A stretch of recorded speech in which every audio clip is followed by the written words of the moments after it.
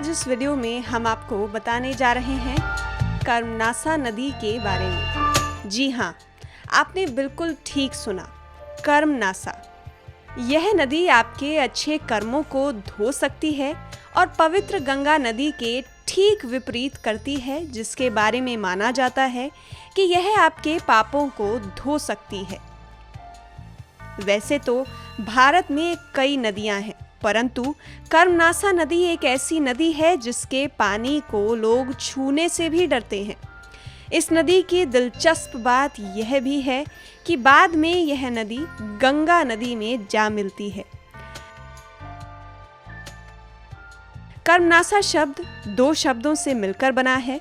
पहला कर्म यानी काम और दूसरा नासा मतलब नाश होना।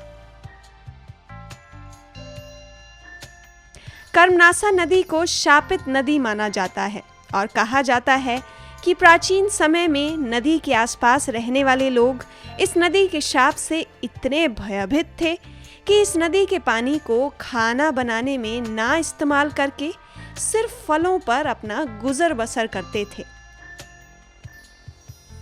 यह नदी बिहार के कैमूर जिले से निकलती है और भारतीय राज्यों जैसे उत्तर प्रदेश और बिहार में बहती है। इस नदी की लंबाई करीब 192 किलोमीटर है। इस नदी का 116 किलोमीटर का हिस्सा यूपी में आता है, जबकि बचे हुए 76 किलोमीटर बिहार और यूपी को बांटता है। इस नदी के ऊपर बांधों का निर्माण भी किया गया है। यह है लतीफ शाह बांध और दूसरा नौगढ़ बांध। हमारे देश की एकमात्र जीटी रोड भी एक ब्रिज के माध्यम से कर्मनासा नदी के ऊपर से गुजरती है। अब यह नदी शापित क्यों है, इसके पीछे भी पौराणिक कथाएं प्रचलित हैं। एक कथा के अनुसार विश्वामित्र एक नया संसार बनाना चाहते थे और विश्वामित्र के इस विचार के कारण भगवान इंद्र को चिंता हुआ करती थी, परंतु विश्वामित्र फिर भी अपना काम करते रहे। सबसे पहले उन्होंने त्रिशुंक नाम के प्राणी की रचना की और उसे राज करने के लिए भेज दिया। इंद्र ने त्रिशुंक को रोकने की कोशिश की। इसके बाद देवताओं और विश्वामित्र में युद्ध होने लगा। इस युद्ध के बीच त्रिशुंक धरती और आसमान में उल्टे लटक रहे थे। इसी बीच उनके मुंह से तेजी से लार टपकने लगी और यही लार नदी के तौर पर धरती पर प्रकट हुई।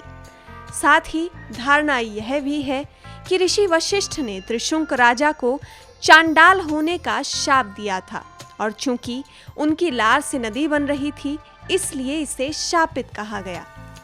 इससे संबंधित एक और कहानी है कि ये त्रिशुंक कौन थे। कहानी कुछ इस प्रकार है। राजा हरिश्चंद्र के पिता सत्यव्रत बेहद पराक्रमी थे। उन्होंने एक बार अपने गुरु वशिष्ठ के समक्ष सशरीर स्वर्ग में जाने की इच्छा व्यक्त की, परंतु उनके गुरु ने मना कर दिया। नाराज सत्यव्रत फिर विश्वामित्र के पास जाकर यह इच्छा व्यक्त करने लगे। वशिष्ठ से शत्रुता होने के कारण विश्वामित्र राजा को स्वर्ग भेजने के लिए तैयार हो गए। विश्वामित्र ने अपने तप के बल पर यह कर भी दिखाया। यह देख इंद्र क्रोधित हो गए और राजा को उल्टा सिर करके वापस धरती पर भेज दिया।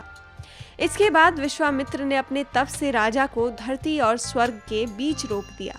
ऐसे में सत्यव्रत बीच में अटक गए और त्रिशुंक कहलाए। अभी के लिए इतना ही। मिलते हैं आपको अपनी अगली वीडियो के साथ।